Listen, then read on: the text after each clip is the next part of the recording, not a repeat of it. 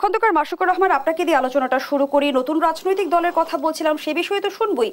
একটু আমার শুরু থেকে যে আমি বিষয়টি বলছিলাম যে বিএনপির দাবি করছে যে এ মাসের মধ্যে সরকারি পক্ষ থেকে রোডম্যাপ ঘোষণা করতে হবে, অন্যথায় সব গণতান্ত্রিক শক্তিকে নিয়ে তারা রাজনৈতিক কর্মসূচির সিদ্ধান্ত নিয়েছে।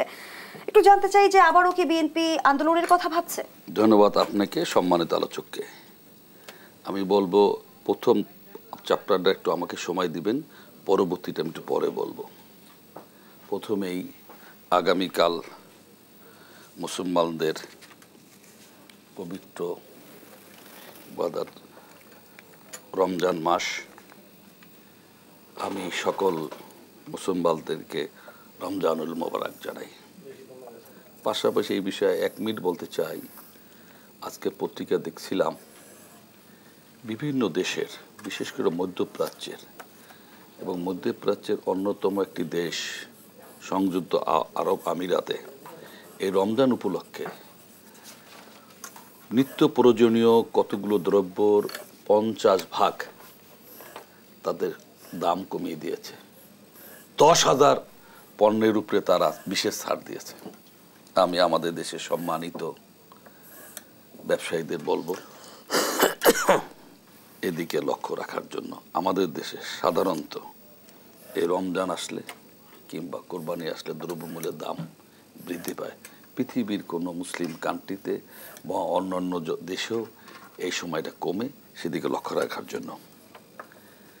দেখেন, দল গঠন নিয়ে আমি বলতে চাই, যে কোনো ব্যক্তি, যে কোনো গোষ্ঠীর, যে কোনো ধর্মের মানুষের রাজনৈতিক দল গঠন করার তাদের অধিকার রয়েছে। সেদিকে বৈষম্য বিরোধী আন্দোলন পরবর্তীতে এক দফা ফ্যাসিস্ট শেখ হাসিনা পদত্যাগ আন্দোলনে নেতৃত্বে ছাত্র জনতা ছিল, ছাত্ররা ছিল নিঃসন্দেহে, স্বীকার করতে হবে।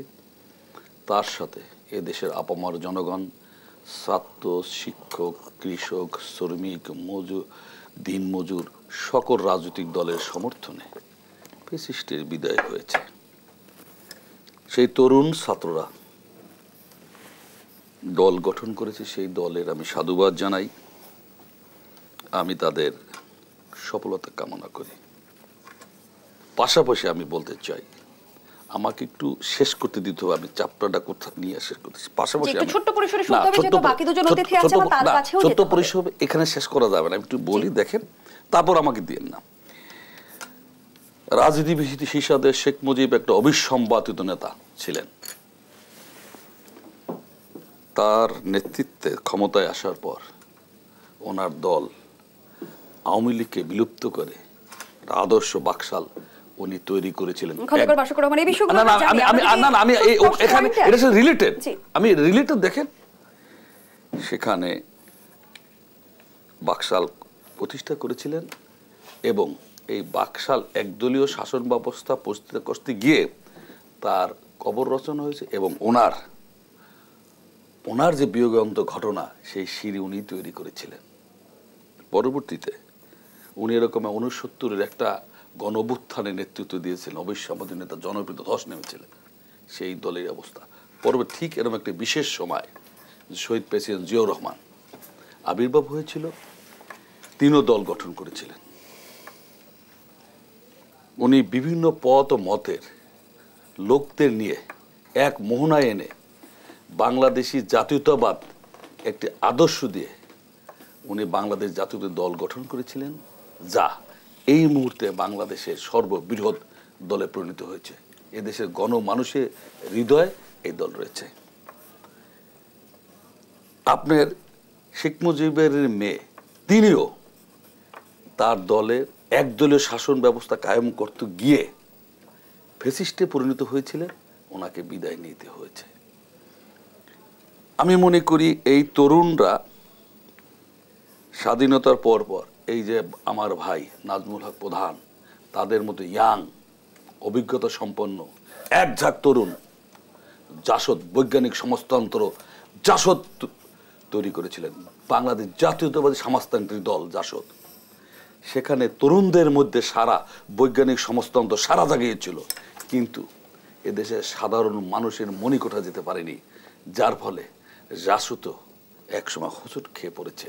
খন্দকার আমি মাশিকুর রহমান, এই ধন্যবাদ যারা জানাচ্ছি না না এই যারা আমি এখানে ফিনিশিং করি না, আমি একটু ফিনিশিং করি। এখানে যারা দল গঠন করেছে, আমি বলবো রাজনীতি কুসুমাকীর্ণ নয়, এটা বন্ধুর দুর্গম পথ, কণ্ঠকাকীর্ণ। এখানে তরুণদের মধ্যে শুধু তরুণরাই আগামী দিনের ভবিষ্যৎ, তাদেরকে বুঝতে হবে এটা পিচ্ছিল পথ, এটা গণমানুষের সম্পৃক্ততা না থাকলে সেখানে হোঁচট খাওয়ার সম্ভাবনা আছে।